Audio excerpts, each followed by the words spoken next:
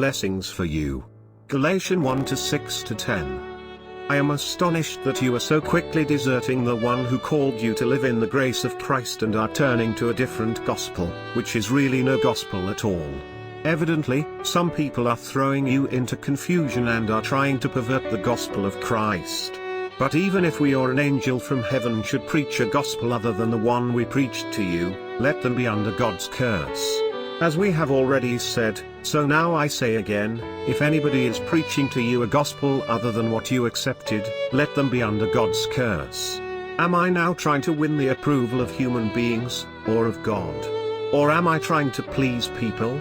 If I were still trying to please people, I would not be a servant of Christ. Today's title is Different Gospel? No gospel at all.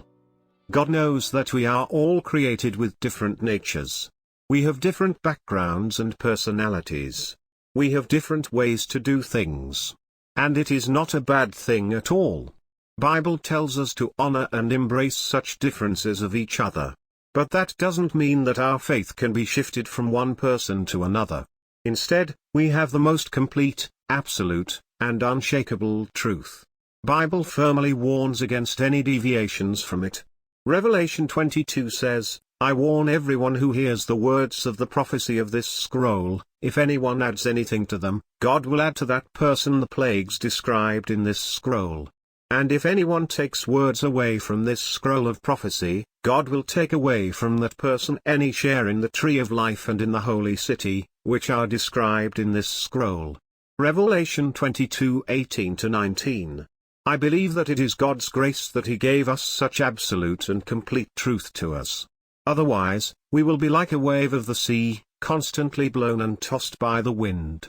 Despite the stern warning of the Bible, there have been constant attempts to disrupt and shake the absolute truth. And our sinful human natures are so prone to wander.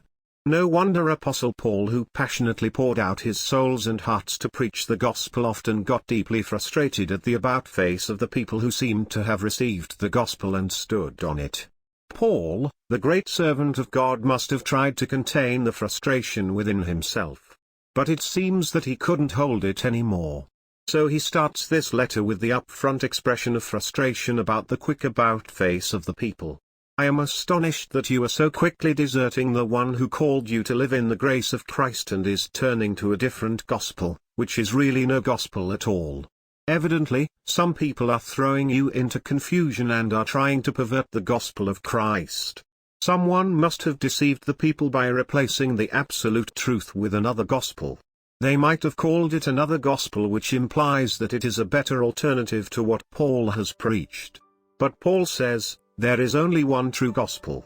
All the so-called another gospel is in fact not a gospel at all.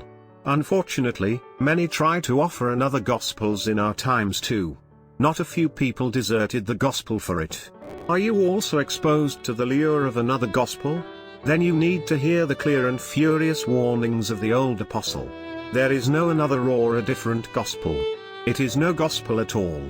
If anybody is preaching to you a gospel other than what you accepted, let them be under God's curse.